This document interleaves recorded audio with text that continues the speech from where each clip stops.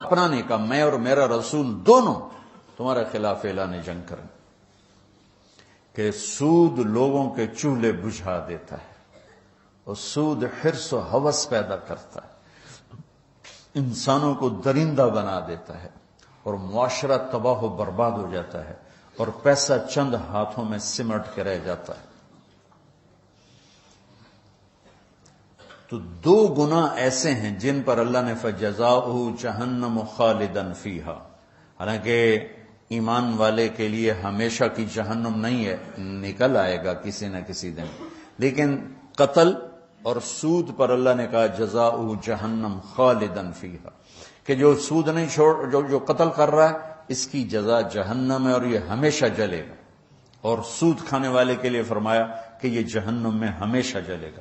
اور سب سے بدترین شکل آپ نے سود کھانے والوں کی دیکھی کہ جب آپ معراج میں گئے تو آپ نے دیکھا کچھ لوگ ہیں جن کے پیٹ ہیں جیسے بڑے بڑے گنبد، اس پیٹ کے اندر سانپ چل رہے ہیں جو ان کو اندر سے کاٹ رہے ہیں اور ان کی چیخ و پکار ہے۔ آپ نے پوچھا یہ کون لوگ ہیں؟ کہا یہ سود کھانے والے ہیں۔ ایک تو بینک سود پہ پیسہ دیتے ہیں، سود پر، اور ایک عام لوگ بھی آپ سود پہ پیسہ دیتے۔ میں لکی مروت گیا تو مجھے ایک شکایت یہ بھی ملی کہ یہاں حد سے زیادہ لوگ سود پہ پیسہ دیتے، بغیر قرض حسنہ کوئی دیتا ہی نہیں ہے، جب بھی دیں گے سود پر دیں گے۔ اور اللہ اس کے رسول سے اعلان جنگ قبول ہے چند ٹکے کے پیچھے، چونکہ اسلام سخاوت کا درس دیتا ہے، اسلام فیاضی کا درس دیتا ہے، سبق دیتا ہے، تو اور سخاوت سے معاشرہ خوبصورت ہو جاتا ہے، محبوب ہو جاتا ہے۔ ایک دفعہ عبداللہ بن جعفر اور حسنین کریمین علیہم السلام یہ مکہ سے مدینہ آ رہے تھے، راستے میں بھوک لگی تو ایک بابا اور بڑھیا کا خیمہ، تو کہنے لگے ہم ہاشمی لوگ ہیں، کچھ کھانے کو مل جائے گا؟ اس نے آپ بیٹھیں، تشریف رکھیں۔ تو ایک بکری کھڑی تو اس نے گرا دی، تو انہوں نے پوچھا آپ کے پاس کچھ اور بھی ہے؟ کہ بس یہی ہے۔ کہا تو آپ اس کو ہمارے لیے ذبح کر رہے ہیں تو خود کیسے گزارا ہوگا؟ تو وہ کہنے لگا مہمان تو بھوکا نہیں جائے گا، میرا گزارا آپ پہ اللہ کرے گا۔ تو انہوں نے وہاں کھانا کھایا اور کہا کہ جب مدینے آؤ تو ہم سے مل لینا۔ اب ایک ہی بکری تھی، وہ ذبح ہو گئی، تو وہ بھوک نے تنگ کیا، تو بابے نے کہا بڑھیا سے کہ اب چلیں مدینے، شاید وہ لوگ مل جائیں تو کچھ ان سے ہماری مدد ہو جائے۔ چلو بھائی، دونوں گلی میں جا رہے تھے، امام حسن کی نظر پڑ گئی، انہوں نے پہچان لیا۔ کہا بابا جی مجھے پہچانتے ہو؟ ان کا جی نہیں۔ کہا ہم آپ کے مہمان ہیں۔ غلام سے فرمایا اس کو 1000 بکریاں دے دو اور 2000 دینار دے دو اور حسین کے پاس بھیج دو۔ حسین کے پاس بھیج دیا۔ انہوں نے پوچھا بھائی صاحب نے کتنا دیا؟ کہا 1000 بکری اور 2000 دینار۔ کہا 1000 بکریاں دے دو، 2000 دینار دے دو، اور انہوں نے عبداللہ بن جعفر کے پاس بھیج دیا۔ انہوں نے پوچھا میرے بھائیوں نے کیا دیا ہے؟ کہا جی 1000 بکری، 2000 دینار۔ تو فرمانے لگے غلام سے کہ 2000 بکریاں دے دے، 4000 دینار دے دے۔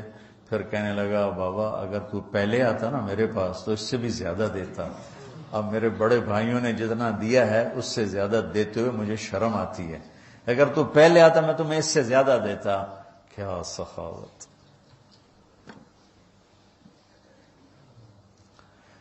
تو سود اس لیے اللہ نے حرام کیا کہ زندگی کی رونق کو چھین لیتا ہے اور انسان کو یہ درندہ بنا دیتا ہے، وحشی بنا دیتا ہے۔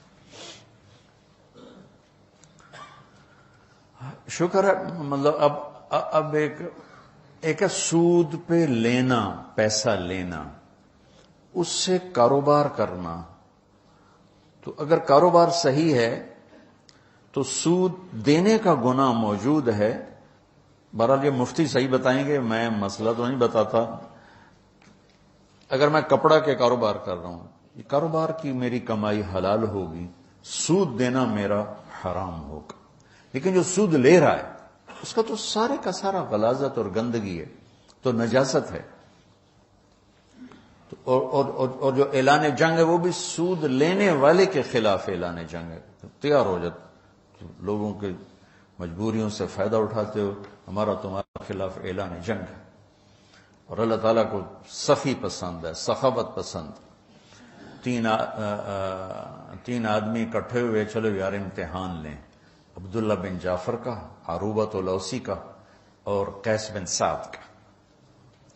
تو وہ گیا عبداللہ بن جعفر کے پاس، کہا جی میں مسافر ہوں، کوئی میری مدد کر دیں۔ تو گھوڑے پہ سوار ہو رہے تھے تو پیچھے ہٹ گئے، کہنے لگے یہ گھوڑا بھی لے جائے، اس میں 4000 دینار ہیں، 20 چوکا 80، 8 کروڑ روپیہ بنتا ہے 4000 دینار، 8 کروڑ روپیہ کا یہ بھی لے جا، اور اس میں سب سے اعلیٰ چیز ہے وہ تلوار علی ہے، وہ تمہیں پوری دنیا سے زیادہ قیمتی چیز دے رہا ہوں، جا یہ لے جا۔ دوسرا گیا قیس بن سعد کے پاس، وہ سوئے ہوئے تھے، تو ان کی خادمہ سے کہنے لگا، باندی سے، مسافروں کچھ دے دو، اپنے آقا کو اٹھاؤ۔ وہ کہنے لگے میرے آقا تو تھک کے سوئے ہیں، نوکرانی ہو کر دیکھو، کہ یہ اونٹ لے جا، یہ ایک غلام لے جا، 700 دینار لے جا۔ نوکرانی ہو کے جب وہ اٹھی، جب قیس بن سعد اٹھے تو نوکرانی نے کہا جی وہ ایک مانگنے والا آیا تھا، میں نے اتنا دے دیا۔ کہنے لگے اللہ کے بندی مجھے اٹھا دیتی، میں اتنا دیتا کہ موت تک اسے مانگنے کی ضرورت نہ پڑتی۔ عروبۃ الاوسی ذرا ماٹھے تھے، سخاوت پیسے سے نہیں ہوتی، یہ دونوں بڑے مالدار تھے۔ عروبۃ الاوسی درویش آدمی تھے، نابینا بھی تھے، تو 2 غلاموں کے کندھے پر ہاتھ رکھ کے جا رہے تھے، تو کہا جی مسافر پردیسی کچھ مل جائے گا؟ کہا واہ واہ واہ واہ، میرا رب میرے لیے کبھی کچھ نہیں چھوڑتا، یہ 2 غلام بچے تھے، جا لے جاؤ۔ انہوں نے کہا آپ؟ کہا میرا اللہ وارث ہے، تو لے جا۔ کہا نہیں میں اتنا بے غیرت نہیں ہوں۔ کہا پھر بات یہ ہے کہ عروبہ کے منہ سے جب کوئی چیز نکل جاتی ہے نا کہ لے جا، پھر وہ واپس نہیں آتی، یا میں انہیں آزاد کروں گا یا تو لے جا۔ اس نے لے لیے، اور وہ دیواروں کو ٹٹولتے ٹٹولتے گھر واپس پہنچے۔ تو تینوں جب اکٹھے ہوئے تو تینوں کا مشترکہ فیصلہ تھا کہ بڑے سخی عروبہ ہیں کہ سارا ہی مال دے دیا، 2 غلام تھے، سارا دے دیا۔ کہ سخاوت کا تعلق جائیدادوں سے نہیں ہے، یہ دل سے ہے، دل سے ہے۔ تو سود انسانیت کے ماتھے پر ایک بدنما، جتنی دنیا میں اس وقت اکانومی فلاپ ہو رہی ہے اور مالدار ملکوں میں بھی ایک تباہی آئی ہوئی ہے، اس کے پیچھے سود سب سے بڑی، سود، سٹا، جوا، یہ 3 چیزیں ایسی ہیں جو اکانومی کو، معیشت کو تباہ و برباد کر دیتی۔ اور چوتھا ادھار، ہمارے سارے کاروبار ادھار پہ چلے گئے ہیں، اور میرے نبی نے ادھار کی ہمیشہ نفی فرمائی، اور ادھار کو ہمیشہ، اب آپ مقروض کا جنازہ نہیں پڑھتے تھے، حالانکہ خود قرضہ اٹھایا ساری زندگی تاکہ بازار اپنی اصلی شکل پہ قائم رہے۔ جب سورا بازار ہی ادھار پہ چل رہا ہے تو کبھی بھی چیزوں کی قیمتیں کنٹرول میں نہیں آ سکتی۔ تو اللہ تعالیٰ خرچ کرنے کی ترغیب دیتا ہے کہ اللہ کے نام پہ لگاؤ، تو اللہ واپس کرتا ہے۔ میں نے ایک قصہ سنا ہوا ہے، پڑھا ہوا نہیں، تو ممکن ہے ٹھیک ہے، ممکن ہے غلط۔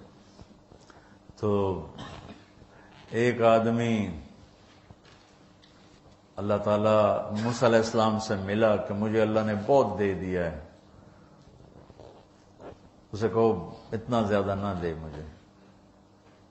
اچھا، آگے جا رہے تو ایک آدمی ریت میں لیٹا ہوا تھا، اس کے پاس کپڑے بھی نہیں تھے، ریت میں اپنے آپ کو چھپایا ہوا تھا۔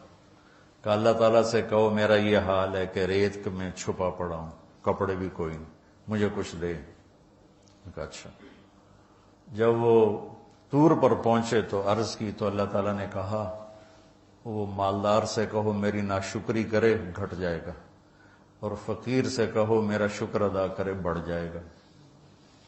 تو جب وہ واپس آئے تو وہ مالدار نے پوچھا کیا ہوا؟ کہا اللہ کہہ رہا ناشکری کرو۔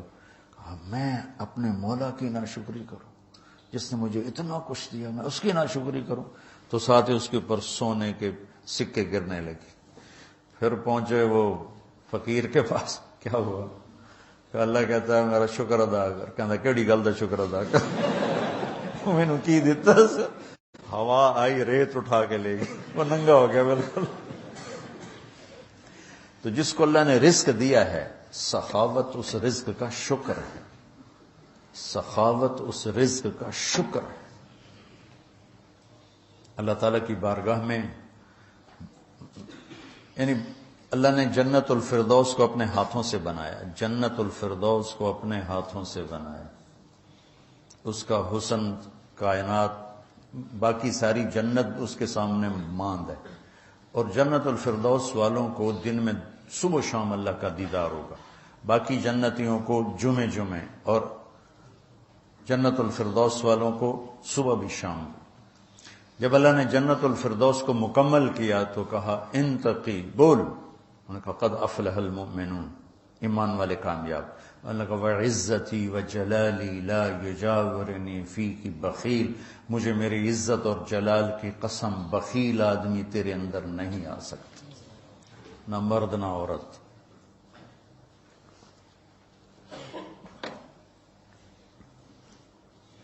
تو اللہ سے مانگو کہ اللہ ہمیں سخی بنائے. اور جہاں تک آواز جاری, سود سے بچو, سود سے بچو. یہ زندگی کی رونق لے جاتا ہے. یہ کاروبار, یہ جتنی ہماری ٹیکسٹائل تباہ ہے یا بڑی بڑی انڈسٹری تباہ ہے, یہ کہتے تو ہیں حکومت کا قصور ہے. ان کے اپنا قصور کہ 99.9% اپنا لالچ, اپنا حرص, اپنا ہوس اور ہیرا پھیری اور چکر بازی اور اس سے بینکوں سے ساز باز, اس نے آ کر ہماری تجارت کو آ کر ڈبو دیا ہے. سچائی ہو, دیانتداری ہو, صداقت ہو اور وعدہ وفائی ہو اور کھوٹ سے پاک کام ہو, اسے زوال اللہ اپنے امتحان کے طور پر لے لے تو لے لے, ورنہ اللہ کا قانون ہے کہ سچائی کو زوال نہیں ہے, دیانتداری کو زوال نہیں ہے. اس کو کافر کرے گا یا مومن کرے گا, دونوں کے لیے بلندی اور اونچائی ہے.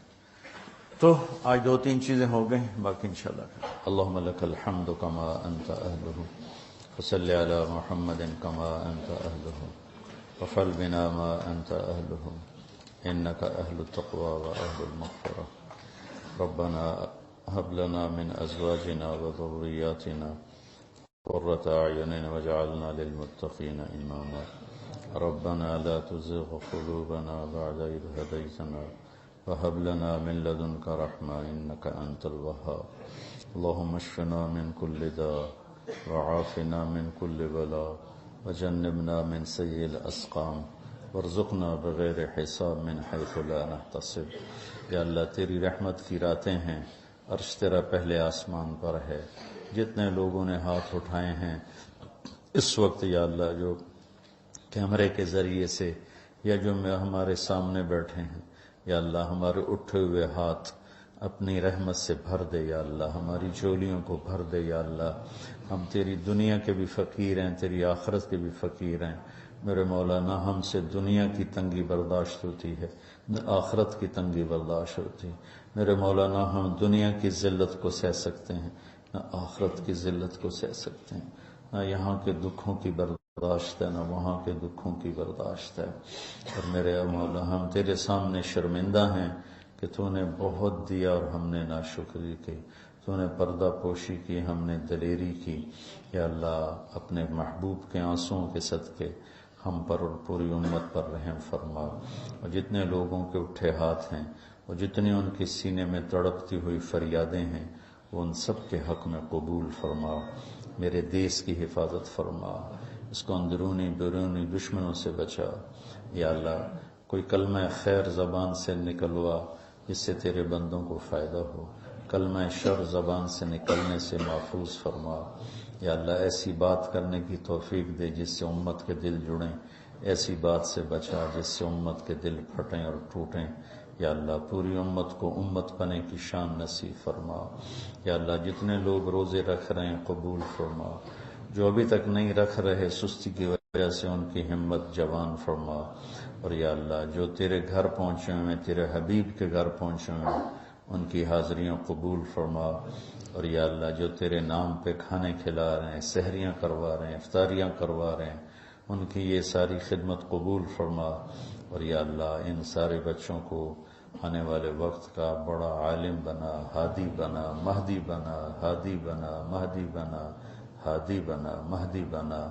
والدین کی ٹھنڈک بنا، پورے امت میں امن کا پیغام لے کے چلنے والا بنا، پوری امت کو جوڑنے والا بنا.